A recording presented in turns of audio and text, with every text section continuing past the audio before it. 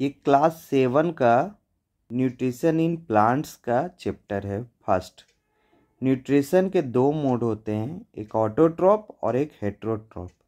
Autotroph का ये last lecture है। इसके बाद अगले 5 लेक्चर से हम हेटेरोट्रॉप्स के बारे में पढ़ना शुरू करेंगे। तो कुछ पॉइंट्स है जिसको हम देख लेते हैं, जो बचे हुए पॉइंट हैं। सायोफाइट्स, शेड लविंग प्लांट को सायोफाइट्स कहते हैं, जैसे ऑक्जेलिस, फर्न्स और mosses. Heliophytes, sun loving plants को हेलियोफाइट्स कहते हैं। इसका एग्जाम्पल है डेलवर्जिया, रोजेस, म्यूलेन।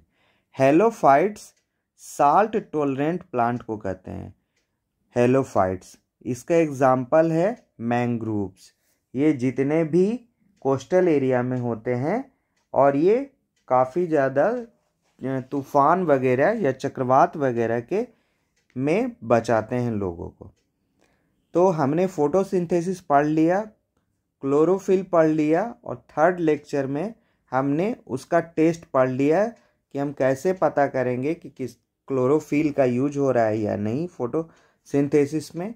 CO2 कैसे बन रहा है, CO2 को कैसे चेक करेंगे कि उसका भी यूज हो रहा है कि नहीं। ये सब टेस्ट मैंने पढ़ा। फर्स्ट लेक्चर में फोटोसिंथेसिस के बारे में पढ़ा है, सेकेंड लेक्चर में क्लोरोफिल के बारे में डिटेल में पढ़ा है और थर्ड लेक्चर में टेस्ट जो एक्सपेरिमेंट है उसको हमने बताया। अब ये बता रहे हैं आगे। अब सिंथेसिस, जो कार्बोहाइड्रेट्स तो बना लिए प्लांट, अदर सिंथेसिस कैसे करते हैं न्यूट्रिएंट्स का, तो प्रोटीन और फैट का भी ये क्या करते हैं, सिंथेसिस करते हैं। जिस तरह से कार्बन से कार्बोहाइड्रेट बनाते हैं, ग्लूकोज बनाते हैं, उसी तरह नाइट्रोजन से ये क्या करते हैं, प्रोटीन बनाते हैं। लेकिन नाइट्रोजन तो है एयर में, लेकिन उसको जनरली वो डायरेक्ट यूज नहीं कर सकते। तो दो मेथड से वो यूज करते, या तो नाइट्रोजन फिक्सिंग बैक्टीरिया एजेटोबैक्टर और राइजोबियम के थ्रू, और या तो फार्मर उसमें ऐड कर दे, जिसको कहते हैं replacing nutrients in the soil. तो एजेटोबैक्टर जो है फ्री लिविंग सॉइल है। जब हम हार्वेस्टिंग कर देते हैं, जब फसल बड़ी होती है और उसको काट लेते हैं, तो बड़े होने में फसल उस सॉइल में जितने भी नाइट्रोजन होते हैं लगभग उसका इस्तेमाल कर लेते हैं। तो वो सॉइल क्या हो जाता है, डिफिशियंट हो जाता है नाइट्रोजन के। तो इसके 2-3 मेथड हैं जिससे आप उसको कंट्रोल कर सकते हैं। एक राइजोबियम, मतलब कि लिग्यूमिनस प्लांट को आप क्या करें, उगाएं और उसके थ्रू आप उस सॉइल में नाइट्रोजन को रिप्लेसिस करें, मतलब कि जो कमी हो गई है उसके क्षतिपूर्ति करें। तो राइजोबियम क्या है कि रूट नोडुल्स में लाइव्स करता है। जितने भी लिग्यूमिनस प्लांट है उसमें रूट नोडुल्स बना लेते हैं। तो ये देखिए रूट नोडुल्स है बहुत सारे, है ना। ये सब रूट नोडुल्स हैं जहाँ पे राइजोबियम रहते हैं प्लांट में, और ये क्या करते हैं, मिनरल्स देते हैं इन्हें, मतलब कि कन्वर्ट करते हैं एटमॉस्फेरिक नाइट्रोजन को सॉल्युबल फॉर्म में। किसमें कन्वर्ट कर देते हैं, सॉल्युबल फॉर्म में। तो लिग्यूमिनस प्लांट में रूट नोडुल्स में राइजोबियम होते हैं, ये आप याद कर लीजिएगा, और यही कन्वर्ट करते हैं एटमॉस्फेरिक नाइट्रोजन को सॉल्युबल फॉर्म्स में। और वो फॉर्म जो सॉल्युबल फॉर्म हो गया उसको प्लांट कैसे लेते हैं, प्लांट लेते हैं उसको विथ वाटर। कैसे लेते हैं, विथ वाटर, या राइजोबियम जो नोडुल्स में है वहीं से डायरेक्ट उसको क्या करते हैं, रूट से खींच लेते हैं। तो लिग्यूमिनस प्लांट का एग्जांपल हो गया, पल्सेज को कहते हैं, ग्राम, पीज, मूंग, बीन्स, ये सब है ना। ये सब क्या है, लिग्यूमिनस प्लांट है। और ये क्या करते हैं, अगर आप इनको सॉइल में आप ग्रो करते हैं तो नाइट्रोजन फर्टिलाइजर ऐड करने की ज़रूरत नहीं है। प्लांट्स प्रोवाइड्स करता है फूड और शेल्टर, और बैक्टीरिया जो राइजोबियम है वो प्रोवाइड करता है मिनरल्स, और इस रिलेशनशिप को कहते हैं सिम्बायोटिक रिलेशनशिप। फिर राइजोबियम की तरह ही एजेटोबैक्टर होता है जो फ्री लिविंग सॉइल है। अगर हम लिग्यूमिनस प्लांट नहीं भी उगाते हैं तो थोड़े बहुत नाइट्रोजन फिक्स कर पाते हैं एजेटोबैक्टर, लेकिन ये बहुत कम करते हैं लेगुमिनस प्लांट के अपेक्षाकृत।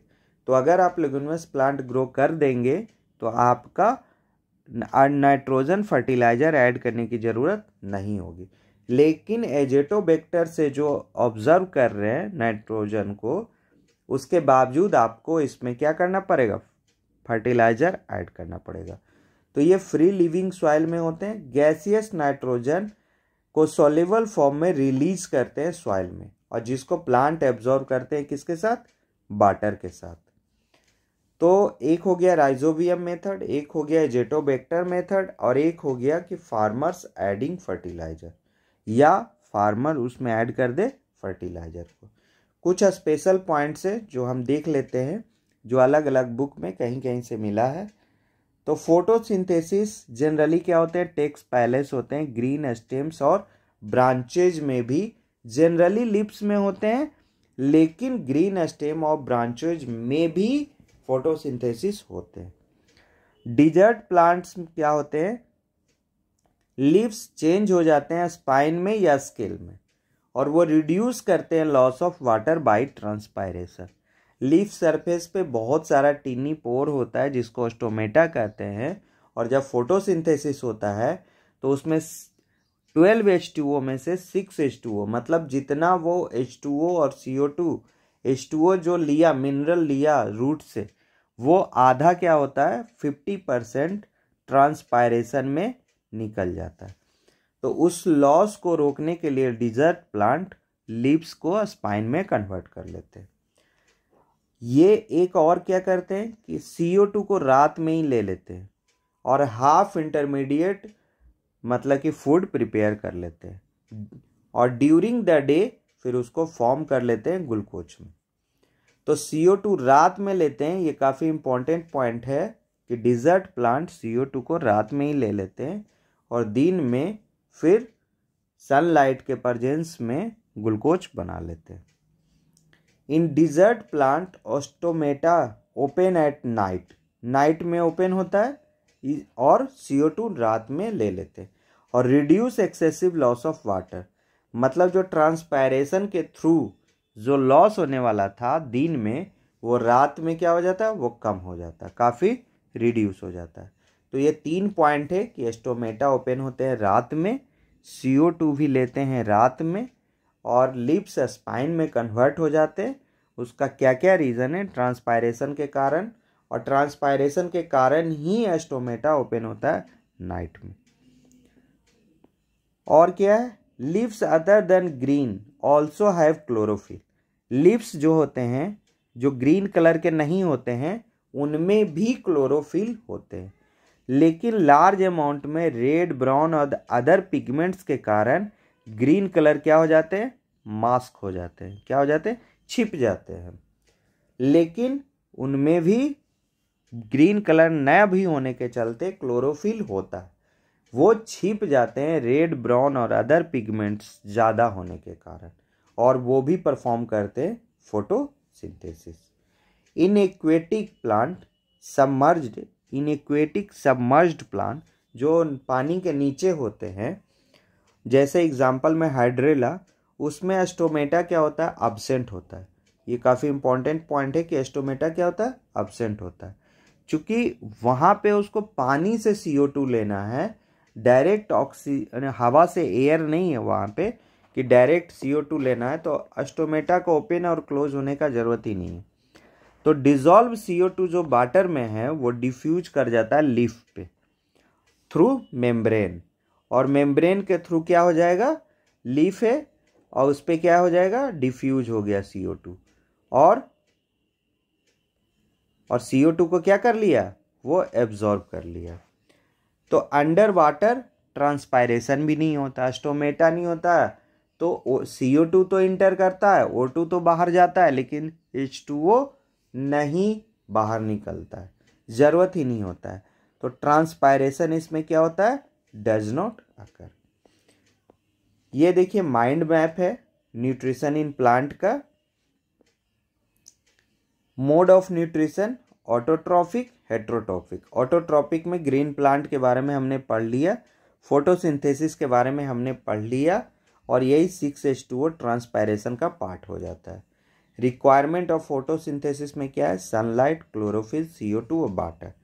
Role of leaf in photosynthesis, stomata होता है जो tiny pores on surface of leaf होता है। लेकिन अगर कोई पूछ दे कि एक्वेटिक प्लांट में क्या स्टोमेटा होता है, तो स्टोमेटा नहीं होता है। वो क्या करते हैं? मेम्ब्रेन के थ्रू CO2 लेते हैं डिफ्यूज मैनर में। Replacing nutrients in soil, fertiliser, manures और रेजोबियम बैक्टीरिया, और यहाँ पे एक ऐड कर लीजिए एजेटोबैक्टर।